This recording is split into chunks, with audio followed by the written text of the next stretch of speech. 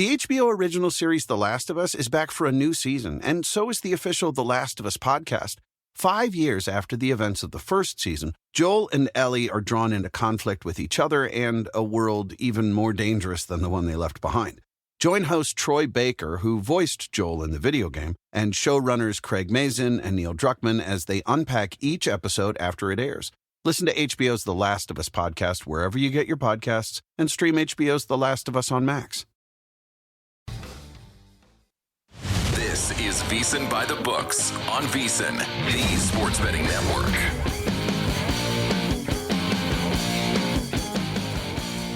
And welcome to the Monday morning edition of VSiN By The Books. Dave Ross here, Circus Sports, fabulous Las Vegas, Nevada. He's back in Cleveland, Ohio. Jensen Lewis, how are you, my friend? It was great. A great weekend down in Gainesville. Awesome to see Arkansas and Florida in the flesh. And, hey, it's never a bad day when you're out in 90-degree heat, buddy. So summer is officially here in some parts of the country, and winter is coming in others. We'll get to that after the NFL draft, apparently. But otherwise, a great weekend, my friend. Hey, we got closeout scenarios coming up. NBA, NHL, next 3 days. Wow, some amazing finishes in some of these games in these series over the last couple of days. So I know we'll jump all into it. Great week. Hey, by the way, Derby week. Yeah. Let's go. Is it May already? I mean, it's this week. It feels like flying, it, brother. And we're going to get to a major championship in May once we turn the page. So we've got Major League Baseball, the playoffs going on. The draft is behind us. So much to get to here on a Monday to kick off the show. But good to have you back, my friend. I know the debates are going to rage on which is the better of the second seasons. Is it the Stanley Cup playoffs? Is it the NBA playoffs? You can make a case. Both of them right now have been really, really exciting, and some wild finishes we saw last night. Let's get right to it without further ado with our highlights and headlines. Help your bottom line with today's highlights and headlines. When is it a foul? When is it not a foul? Does the time of the game matter when we review it? There was no call in a closeout scenario here for the Pistons and the Knicks, and it looks like maybe you could have had a call against Hardaway, but it's a hard way to lose for the Pistons as they do fall 94-93. No call on the closeout in the final seconds there of regulation. Tim Hardaway Jr. was trying to get off a three-point shot. Looked like there might have been a little body bump in midair. The officials do what they do, Jensen, and they go out after the fact and say, yeah, you know what? There was contact. We should have made the call. Our bad. You lose. That's a tough way to go. I don't even know if I like that the officials do the house cleaning. Does it make you feel better if you're the Pistons, knowing that the officials are saying they got it wrong? No, obviously not, and especially double time here in the postseason. I know I had posted it on social. Like that was clear as day when you saw it. I mean, we have seen whistles blown what feels like, Dave, 2 seconds later, for calls where we thought they were more egregious than that. Tough way to be. Again, that's not the reason that the Pistons lost the game. Right. Overall, the Knicks finally clamped down defensively. Think about where they were, too.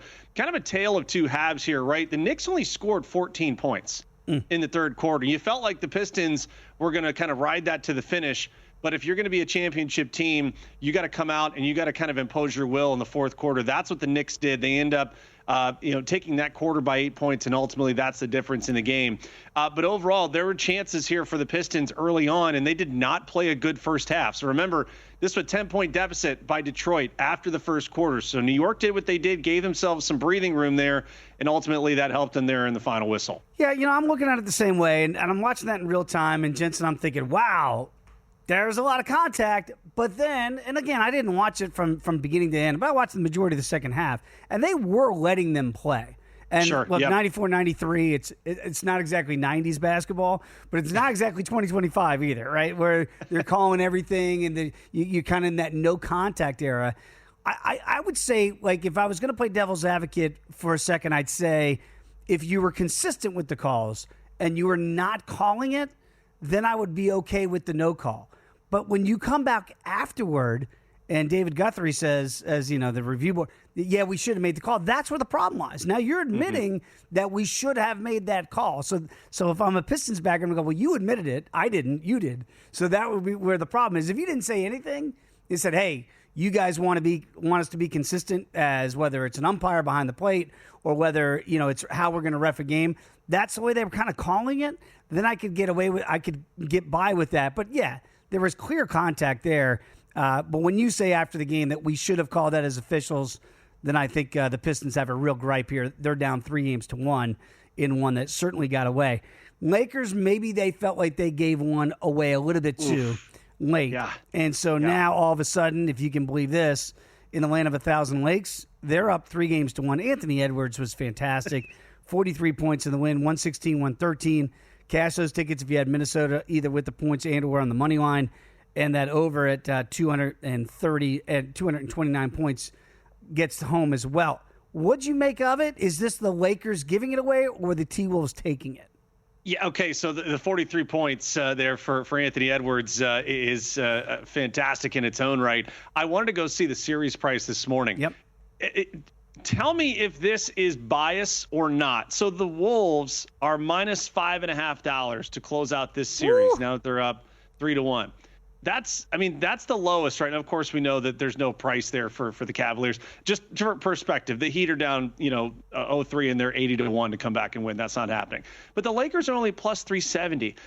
To me, I don't even feel like that's an actionable price there. And again, we've talked about this before with the NCAA tournament. Just roll the money lines over. You'll get a better payout than that. I was kind of shocked. Were you? That to me is a very intriguing price, knowing that you're down 3-1 and it's not.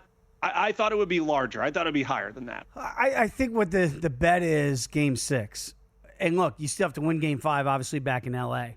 But what it's telling me when I see that plus 370 for the Lakers is, will the T-Wolves be able to close it out at home where they'll be if the Lakers take care of business in Game 5 and there's no injury of note, T-Wolves will be 2-point favorites? Something like it'll be a very short number, I would think, back in Minnesota for Game 6. So I think that's where the bet becomes, because the market values the Lakers so much because of the big two. You're not going to get it's not going to be 4. I could see 3 tops, something like that, if there is a Game 6 back in Minnesota. So I can understand why it's kind of short, because you would think Games 5 and or a potential Game 7, Lakers going to be solid favorites, I would believe, in both of those scenarios. So that's why, to me, hey, if you're going to back Minnesota, just wait and lay the 2 if that's what you're getting in a Game 6 scenario if you can't win Game 5. But it is going to be house money in Game 5, and all that pressure will be on the Lakers here to at least extend this series. So interesting series price there. How about the Magic? If you had the Magic plus 7.5 yesterday, oh, man, tough one. Yeah. We got a tie game with 3 minutes to go in regulation. And then again, it's kind of like the Knicks and Pistons a little bit, Jensen. You got a young team in the Magic. Not only do they not know how to close out, you even got up to 8. It closed 8, and you lose by 9. That is a tough way to go. The over does get there, by the way. 107-98 is the final here for Boston. So they are now up 3-1 in that one, going back to Beantown. It just feels like Boston has not necessarily played their best basketball, but Jensen, maybe they don't have to in this series. No, they don't. And again, when you kind of see how, the rest of the Eastern Conference has really transpired here, I think the Knicks and the Pistons series kind of gives Boston with an eye on that of like, we really don't have to ramp this thing up until the conference final because of where, the Knicks and the Pistons have been. Listen, the Magic Young, great experience for them. If you do want to jump in on them, 55-1 for them to come back and beat the Celtics. So it is out there. The market is available, but we here in the Lewis Ross administration do not endorse burning money. So that one is off the table. I guess overall now, and I'll give you the futures here on DraftKings. Celtics plus $1.90 to win it all. And right now, still the betting favorite in the Eastern Conference at minus $1.50. I don't know if I want to touch either of those, knowing obviously I have a Cavalier future in my pocket, but I'm fascinated by how the market is here. Just again, kind of in relation to the Lakers only being plus 370 to come back and win that series. And then the Celtics, still a relatively short price here, both for the finals and for the conference as well. The team that's the most intriguing to me is a team I was on last year, and that's Indiana. And they get a 129-103 win over my Bucks. And they are officially Dame Lillard, non-contact injury. You hate to see it with veteran players. Yeah. And he's coming back, and then all of a sudden, you just make one of those moves. You can't put any pressure on your leg. He gone. And that. You kind of knew at that point early in that first quarter that it's going to be a tough road to hoe. And so the Pacers, you didn't need the four. Boy, look at that juicy money line play there, plus $1.45, as they win by 26, and the over gets there as well. You don't want to say it's done, but it's done. And I can't see any scenario where the Bucks down 3-1 here, how this one doesn't get closed out relatively soon. And I really do think it's kind of a shame. And again, I saw Will Hill. We're going to have him on the program later. Like, when does Doc Rivers go to the injury card for the excuses? Doc does get a lot of outs for Doc Rivers. I mean, there's no doubt about it. It's normally not Doc's fault. It's going to be somebody else's fault when it happens. But I don't know what to make of this. But it does feel like a disaster since they made that Dame Lillard trade for injury and other reasons here. But the Pacers are that team to me in the East, Jensen, with the way they play now and how deep they are. Maybe not a true superstar, whether you look at Siakam as one or Halliburton as one. I don't know that they're superstars, but they're really good players. We do know that. And they're battle-tested after getting to the Eastern Conference Finals a year ago. And remember that. They got swept in that series, and yet they led in every fourth quarter. That's kind of bizarre, but they couldn't close them out. I wonder if they'll be more dangerous this year, Jensen, because of that experience last year. Yeah, Bucks 12-1 to come back and win that series. Again, won't be advising that whatsoever. However, I think JVT also on us with us saying that if there were a team to trip up Cleveland, the Pacers could be that one. So I think it behooves both the Cavs to be able to close it out tonight against the Heat, and then the Pacers. Let's not go any further and expend any more energy. Get that series done, coming back home, and then you get a nice little break there before that second round starts. Wild ending on the night on ice. We'll get to that as the show goes on. We have a great show. Cody Decker is going to join us, talk Major League Baseball. The aforementioned Will Hill. And Rachel Dory is going to break down what we saw. Crazy night on ice as well. Great show. It's a Monday morning, just getting it started here on VSiN By The Books.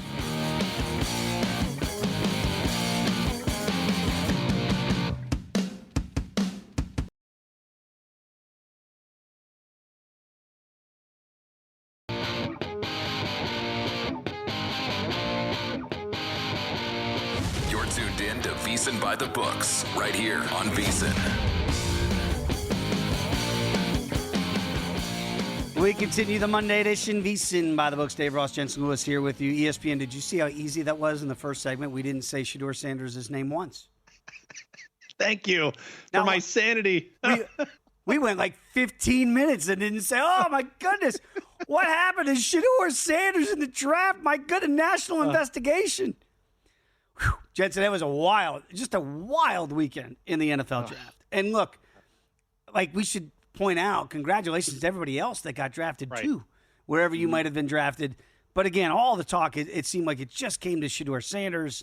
He ultimately does go in the 5th round to the Cleveland Browns right there. So if you had Shedeur Sanders to the Browns, how many times do you think that ticket was dead? And then you end up cashing it in the most roundabout way of all time, arguably, to get Shedeur in the 5th. So much consternation about that pick, about why he slipped to the 5th round. We're going to get to all of those different angles here. But there are Offensive Rookie of the Year odds that have already been put out, Jensen, as we can imagine. Ashton Jeanty now is the favorite at plus $2 to win that award. Remember, he goes 6th overall to the Raiders out here in Las Vegas. Cam Ward, by the way, Cam Ward was the number 1 pick in the draft. He's plus 230 to win it at Tennessee. You see Travis Hunter with the big trade with Cleveland going to Jacksonville. They move up to 2 to get Travis Hunter, plus 750. Tyler Shuck, 12-1. What? Mm-hmm. Okay. Like, 4th number on the board? Okay. Not for my money. We'll get to that. Marion Hampton, to me, at 16-1 is a fascinating option for the Chargers and what they like to do. And there's Shedeur at 19-1. Along with Judkins, by the way, Ohio State there, also with Cleveland, at 18-1. When you look at the numbers and where these people were drafted, Jackson Dart, by the way, is 28-1. We don't think he'll be the starter week 1 in New York. Those are markets you can play as well. What did you make overall? When you look at these numbers, would you rather play a shorter number or a longer one? Okay, so I highlighted 3 guys through the numbers. Genty was an easy one for me just because it's a more predictable role in an offense that we think with Geno Smith there, you'll have at least an idea of what Pete Carroll wants to do. Oh, he wants to run the football. Yay. Okay. So that we know the volume is way more predictable. Secondly, over Cam Ward, just as far as favorites go, that's going to be a tough way to do business for any rookie quarterback. Jaden Daniels defied, all the odds last year, at least from the history of how rookie quarterbacks have performed and put up an unbelievable year. So at the number, I'm not as high on Cam Ward at plus 230. I do like T-Mac though. Mr. McMillan there in Carolina at 14-1. He's going to have, I think, right out of the gates, a number one, role, if you will, as far as the receiving core is overall. And I think for where Bryce Young has really taken a step forward, especially at the end of last year, he kind of draws that hype of what Garrett Wilson was, a couple of years ago with the Jets, right? I think Garrett Wilson was upwards of 18-1 in the preseason for him. The one that was a dark horse for me that I circled just because Ben Johnson uses his tight ends a boatload is Colson Loveland. And for whatever reason, he was high on so many boards, and you talk about things coming out after the draft. It seems like a lot of clubs, Dave, had him ranked as not only their best tight end, but one of their best players on the board. And okay, so I'll buy some stock in that. We know what Ben Johnson wants to do from an offensive standpoint. Year 2 for Caleb Williams. I'd take a shot on a long shot there at Colson Loveland at 22-1. You kind of like what you're talking about here, and that's why Loveland became the first tight end off the board here, which I think was a bit of a surprise. But now, when you get deeper into those draft rooms, maybe not as big a surprise now. 22-1 to be the offensive rookie of the year. I will say this, and was just looking at playing with some numbers here. Travis Hunter plus 750 for the offensive Roy does make some sense, right? But when you look at the defensive rookie of the year numbers as well, he's going to show up on that board at almost virtually the same price at plus 750. Abdul Carter is the going away favorite there to win defensive rookie of the year for the Giants at plus 250. And the reason why I bring this up, Jensen, very quickly is, okay, well, you can play Hunter for offensive and or defensive rookie of the year, and I think his interception total sitting at 2, and you can get plus money on that. My question would be, unlike baseball, where Shohei Ohtani is always going to be the favorite to win the MVP because he's a two-way player, if you will. Right. MVP for Travis Hunter is 200-1. Now, look, I don't think he can. I don't know that a rookie really can win it because a lot of times in these awards, you're like, yeah, you got to bide your time here, Rook. We're not going to throw you in that category. But if he is as dynamic that he's the second betting choice to win defensive Roy, and he's also the third betting choice to win offensive Roy, and if he is what the Browns and Andrew Berry had said he was that he's Shohei Ohtani in cleats, then maybe a pizza money bet at 200-1. If he's all the things they said he was going to be, then Jensen, I wouldn't put too many toppings on that pizza money bet. Right. But maybe a plain cheese pizza bet, I could actually wrap my head around if Travis Hunter is this thing that we just haven't seen as a real two-way player in the NFL. You went right to where my ideology was for the Heisman Trophy last year. Because remember, his odds were pretty high as far as the number preseason. And then it came crashing down after the first 2 weeks, and he never looked back. And so I'm 100% with you from that logic. I will be locking that in just to have it in the portfolio. That's another one where it's one of those stocks you just buy, you put it away, and then we'll look at it in week 10 and be like, okay, offer me a cash out. Let me see if I make some money on it. Absolutely love where your thought process is. I just think at 200-1, you could do worse. Look, again, all the talk did seem to center around Shedeur Sanders, and he slips in the draft all the way to the 5th round. And look, this isn't to necessarily bang on the 4-letter network. We got a lot of good people over there that we like. We have on our show, so we get that. Mel Kiper Jr., who's been around the block since the mid-'90s. And, I try to give Mel his flowers. I mean, he's done real good work through the years, and he's also missed on a lot of picks through the year. But he was apoplectic at the fact that somehow the league didn't see it the way that he saw Shedeur Sanders going. Our own Matt Humans had some thoughts on Mel and on Shedeur. So let's hear from Matt Humans. Mel Kiper's head seemed like it was going to explode the first night or last night, and maybe it will today. But, Tim, if you got a player ranked number 5 overall on your big board, and he doesn't go until the third day, and you've been doing all this work on the draft and supposedly talking to NFL personnel people, and along the way you never pick up a clue that he's not going to be drafted in the first day or the second day, or that all these teams don't like him, or they have all these concerns, then you were clueless. How did you not pick up some sort of clue along the way that the teams did not like Sanders and you should not have him ranked number 5 on your big board? You know, I totally understand it, Jensen. We're in a business, and obviously sports betting. We want to be right. If you do this sports betting 6 out of 10, you can go to the Hall of Fame right here at Circa, right? Sports betting Hall of Fame. They'll put you in. Mel's gonna miss. Mel missed. It's so easy to just have a little bit of humility and say, you know what? I got that wrong. I didn't read the tea leaves properly.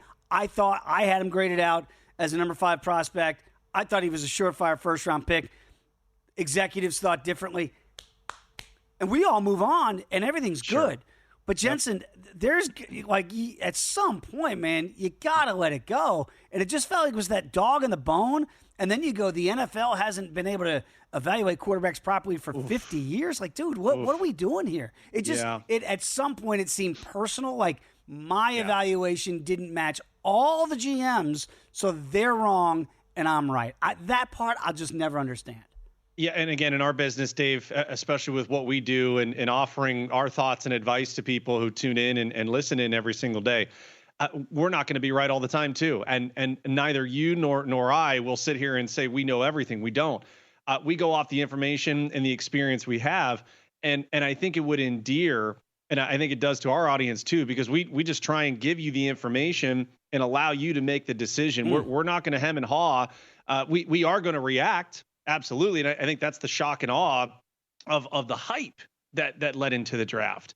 I think more needs to be done on just offering the information and then move on. This is what we've gathered. Here we go. And it's the one entity every year, Dave, right, where it's so researched, it's so information driven that the speculation and the rumors drive people one way and the clubs zag another. So it's not shocking here, but I'm 100% with you again on that.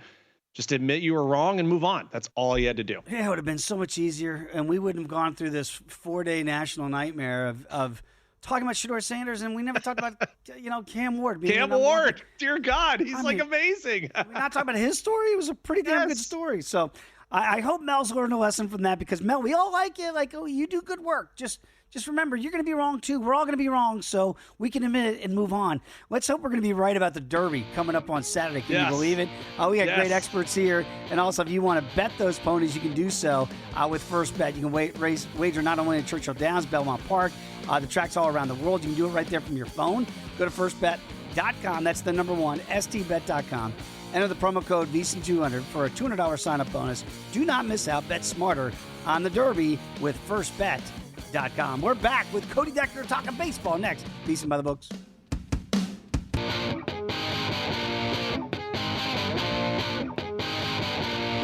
You're tuned in to VSiN By The Books right here on VSiN. We are back. VSiN By The Books. Dave Ross, Jensen Lewis here on a Monday. Did Major League Baseball, I know it didn't to you and I, does it feel like it gets lost in the shuffle when you have the draft, you got the playoffs going on here in the Stanley Cup and the NBA? But these are, I don't want to say it's the dog days, because we'll get to that in the summertime, but Jensen, you and I talk about it all the time, how important these early April games can be. Any big general takeaways from the weekend for you? I think that the San Francisco Giants have the most wins, or are tied for the most wins with your New York Mets in all of baseball. I'm not sure any of us had that on our bingo cards. I think we did a good job of highlighting that the Detroit Tigers would be a team to be reckoned with thus far, and they're off to a great start. Offensively, I did not anticipate them being this good this quickly. That being said, I'm really encouraged, and I know we'll ask Cody about this coming up. The Seattle Mariners actually look like they have a heartbeat with their offense. They're just a couple of games back of the Tigers for the top spot in the American League. Seattle and Detroit in the American League, just like we all thought. Hey, just saying. Without further ado, let's bring him into the program. We're talking to Cody Decker here, co-host of Beadle and Decker. Give him a follow on X as I do at Decker6. Joins us now on the Progressive Guest Line. Cody, did you see it the same way as you wake up in this Monday morning? Have you had your coffee yet? Yes. No. I'm reacting to the nonsense. Are you going to really, with a straight face, talk up the Mariners? I've lived this life too many times. I've put my money on them. They've done this to me, and they're doing it to you. Do not let them fool you into thinking that they know how to swing a wooden baseball bat. And that's the thing, because I'm kind of with Jensen, though. Detroit, Seattle? I'm like, this cannot last for 162 in the hierarchy of the American League, can it? I mean, pitching-wise, Seattle should dominate this division, but they never, ever hit. And really, I think it's more that Seattle's taking advantage of the fact that the Texas Rangers haven't figured it out yet. Yes. They're a team that, quite frankly, on paper, should be dominating this division. Just like the same way the Dodgers should be dominating their division. But as you mentioned, the San Francisco Giants, San Diego Padres, Arizona Diamondbacks, and technically the Rockies are a Major League Baseball team. Cody, let's start there with the D-backs, because a historic night. We looked at what Gino Suarez did with four homers in that game, and just the overall thought process kind of here with Arizona. You had mentioned in weeks past that this will be a team to be reckoned with. I think offensively, people forget that they were the best as far as run scoring last year in Major League Baseball. I guess from your viewpoint, kind of what we expected from Arizona to this point, or is there more in the tank, you think, for them? Oh, I think there's more in the tank, because the one thing they haven't really gotten ahead of everything right now is that pitching staff. Corbin Burns hasn't started pitching like Corbin Burns yet. Once that starts happening, this team starts pitching the way they're capable of. I truly think they're going to hit a rocket ship. I think everybody in the National League West is going to hit basically a rocket ship and just bully this entire league, not divisions. I'm talking about all of Major League Baseball. I think October is going to be the National League West October Invitational, and it's just going to be a matter of who is going to beat the Dodgers. That's what October is going to all be about. I don't think there's a single team in the American League that can beat the Dodgers. You mentioned the Detroit Tigers. As of right now, looks like the Detroit Tigers might be the best team in the American League. The Yankees haven't gotten it together yet. The Red Sox are up and down. As we mentioned, the Texas Rangers haven't figured it out yet. The Royals, I honestly think so far, are the biggest disappointment to me thus far. I thought this team would run away with the Central, but unfortunately, what we always talk about with the Mariners and them being allergic to wood, my God, it's the exact thing happening over there in Kansas City. All right, look, as a Metropolitan backer here, Cody, I should not be glass half empty after what happened yesterday in D.C., but you're up 7-1. Then we find out Edwin Diaz has got two legs. They're not the same height, and he's going to be out for a while. We're going to miss some time there. And now all of a sudden the bullpen looks like, oh, no, can we trust this? They're 10 games over 500. They're still odds on to win this division. And yet the Phillies win the last two in Chicago. They get one in extra innings last night. And all of a sudden maybe objects in that rear view are closer than they appear. Should we be concerned in New York after blowing a 7-1 lead and losing 8-7 to the Nats? In fairness, there's a lot of precedent that the New York Mets over the last decade do not go to D.C. and play altogether that well. They have blown more 7-game leads in that ballpark in D.C. than like any two teams. It's very weird. Am I worried about the Mets? Not necessarily. It's more so it's April. I think they've played above what they actually are. And that's not even on the offensive side, because as we've already mentioned last week, Juan Soto still really hasn't done much, a whole lot yet. What they've done is pitched out of their minds, but now Edwin coming down, the fact that pitching staff might eventually start showing its warts a little bit. I don't know what it is. Apparently being a closer in the city of New York is the worst job in the history of the planet because no one can do it. And Cody, in the National League overall, I know Dave and I have been very high on the Reds, you as well. If I were to tell you that they had the best run differential in the National League as we begin play today and are only 4 games back at the top spot in the National League, would you say I'm shocked or I'm not surprised? I would say I'm a little shocked just considering the fact that this team is so inconsistent offensively. And that's been my biggest frustration with this team. I took the flyer out of them nearly 5-1 before the season started because I thought their bats would catch up already. Still not there yet. The Cubs have been playing out of their mind. But I do think this is a very winnable division. I mean, honest to God, the Pirates are not going to do anything. The Cardinals suck. There's nothing else I can say about it. The Brewers are, quite frankly, kind of hanging out right in the middle. I think they were banking on what they were able to pull off in the last 10 years by just constantly calling up their youth and playing above what they always are. The Cubs at least went out and got something done. Now, that being said, it seems like they're content in letting Kyle Tucker walk right out the door. And if they do that, I would not blame every Cubs fan immediately switching allegiances. Stunning that they would even contemplate that. He's been their offense, certainly in the middle of that lineup. Look, that lineup has hit top to bottom, that's for sure. For the Cubs, beginning of the year, 5 games over 500, but they have lost the last 2. You know, a good start to the season, a good story were the Angels at the beginning of the year. And all of a sudden, that story looks like it's had a horrific nightmare ending. They've lost 10 of the last 13. Trouty Fish looks like he's just not hitting like we all want Mike Trout to hit. What do we make of the Halos? Would you actually consider moving Mike Trout and just say, all right, this isn't going to work? Why waste him yet another year in the twilight of his career? I'd like to give a perspective that's slightly different than what everybody else usually gives when it comes to Mike Trout being traded. Because would I like Mike Trout traded? Yes, but I've said that every day for the last decade. If Mike Trout wants to be traded, Mike Trout can be traded. I firmly believe that. Mike Trout doesn't want to be traded. If Mike Trout wanted to be gone, he would go to any door that is open to him. But I firmly believe he doesn't want to go anywhere. He wants to be an Angel. He's very comfortable there. And frankly, as a guy that's played for 9 organizations, I can partially understand that myself. Living that nomadic lifestyle is not exactly the most fun thing in the world. And when you're comfortable in a place and making $450 million and going to go down regardless, no matter what happens, as one of the greatest to ever do it, I can understand him not wanting to go. That being said, me as a baseball fan, a baseball historian, I would like him to wear any other piece of laundry possible because I just want to see the guy take one swing in October. We're never going to, though. Preach, man. If they weren't going to trade Ohtani before he was a free agent, they're certainly not going to trade Trout, knowing he's the face of the franchise there. Perry Manassian has work cut out for him. Hey, speaking of work cut out, we have it's been a minute since we've seen a pitcher go ahead and win back-to-back Cy Young awards. But right now, betting favorite in the American League is Tarek Skubal, just by a hair over Garrett Crochet. I'm flabbergasted to see Paul Skeens already down to plus $1.75, but I guess I shouldn't be after the masterclass he put on against the Dodgers. If we take the favorites out, would you rather go with a Garrett Crochet there in the American League or a Yoshi Yamamoto, the way that he started for the Dodgers here for the National League? I'd like to go with Yamamoto myself, just because I can probably get a little bit more value depending on what book you're playing. I think everybody under the sun in the American League thinks it's a 2-man race no matter what. It's Crochet and him. Yamamoto is somehow kind of not being looked at all. And also, I also want to reiterate this. It is April. Take a look a little bit further down the board on some players that didn't have a good start to their season, like a Corbin Burns, because Corbin Burns is a guy that can go out there and throw 9 shutouts in a row. I'm assuming because of the start to his season, I'm assuming his number's been inflated quite a bit. Not to mention Logan Webb is another name I would look out for as well. But I'm with you. Yamamoto is the name. About minutes ago, it's not even a month in, and we've already had some. You look at the futures board here for the divisions. 5 odds-on favorites out of the 6.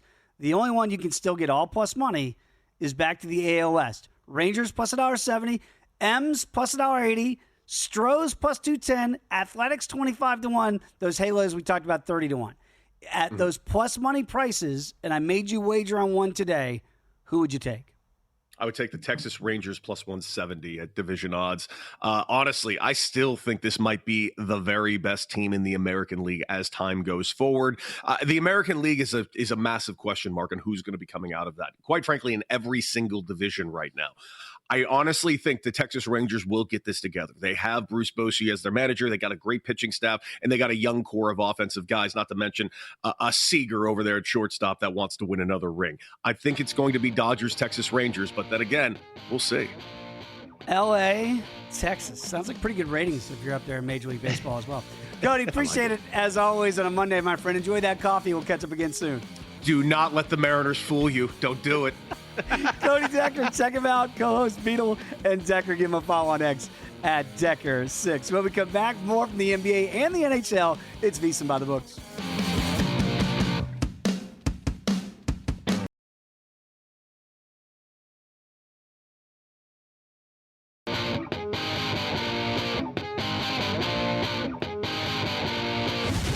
tuned in to VSiN By The Books, right here on VSiN.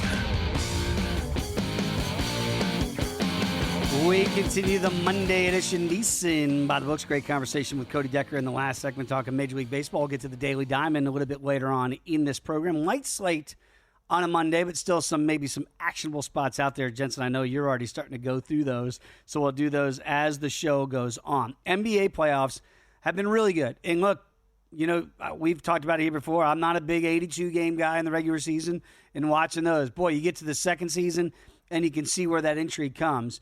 And these series, some of them have been really, really good. Maybe the best one so far has been the Nuggets and Clippers. They'll get back at a Game 5 tomorrow night. But over the weekend, a wild ending to that one. All knotted up at 2. Jokic, was it an alley-oop? Aaron Gordon, was it a pass? Was it a shot? We don't know. All we know is this. Right now, it's 2-2. The Nuggets still plus $1.35. You got to lay $1.60 here with the Clippers with that 2-all. But Denver does have home court, which is interesting to me, at 2-2, and yet they're still the dogs in the series. I want you to hear from Nikola Jokic on that pivotal play, and I believe it's the first time in playoff history that an alley-oop ended a playoff game as it did 101-99 being the final. Here's Joker and Gordon. Was it a pass or was it maybe a faux pas? They're calling this the first playoff buzzer-beating dunk in NBA history. What does it feel like to make a shot like that? It's a nice pass. Yes.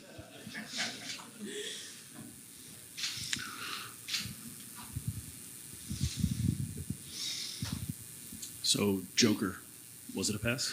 No, it wasn't. I love the honesty. Again, Mel Kiper, take a lesson. Hey, no, it wasn't a pass. So we're calling it the first ever alley-oop to win a playoff game. Joker's sheepishly, if you couldn't see, if you're listening on Sirius XM channel 158, hand on the face is always the tell sign. No, I did not intend to do that, right? It was a bad shot. It was an air ball. Aaron Gordon was just right place, right time. It reminds me, for people old enough, 1983 NC State, where we had Derek Whittenberg throwing it up there, and Lorenzo Charles dunks it to beat Phi Slamma Jamma, and then that's when Jim Valvano's still looking for somebody hugging the court as NC State wins it at the buzzer. It wasn't that far out like Whittenberg's shot was for Jokic. But the point really is, bigger point, that was a defensive-minded ballgame, 101-99, and the Nuggets were able to win on the glass, and that's what Aaron Gordon did there. What do you make of this series going forward now that it's re-knotted up at 2? Again, this is what the Nuggets needed. They needed a little bit of luck to go their way here because beginning of the series, right, everyone and their brother talking about, the Clippers, not only in this series, but it's the team in the West. They're the team that can challenge Oklahoma City. And remember, you and I, before that series started, also said, isn't there a little trepidation? Anytime we hear it so one-sided, how are you not discussing a team with the best player in the league, a supporting cast that, for all intents and purposes, is healthy? I mean, I know Murray has dealt with, some illness throughout this series, but this is the beauty of professional athletics, especially in the postseason, Dave. You just want a little narrative to buy into, like, hey, the Nuggets feel they're pretty damn good, and they have been the last couple of years. The overlooked part of it, I think, was a motivator. But how many of these games have we seen where execution in the final 3 to 4 minutes has really swayed the outcomes of these games? Like how Aaron Gordon was not blocked out to be able to get in position to make that dunk is one that you look back on. Again, not the overall reason that the Clippers lost that game. They blew a huge lead, right?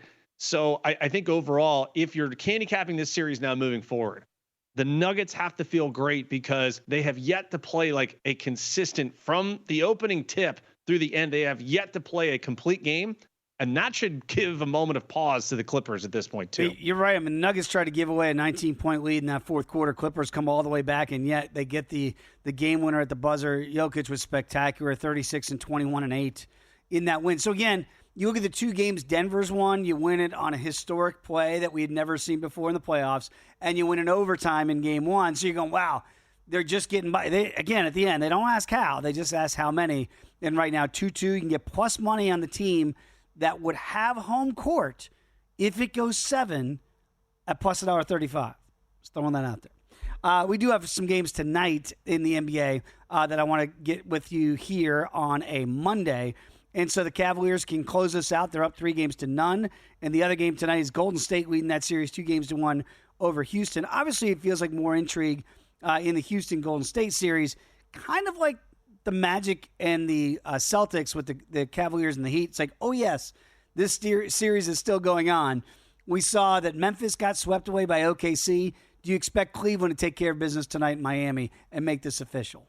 I think so. And again, I won't target the spread here because, again, we're now in closeout scenarios, right? So that lends me to looking at the total and knowing that the Heat have to do, everything to prolong a game if they're down. So that means free throws, trying to keep their season alive as well.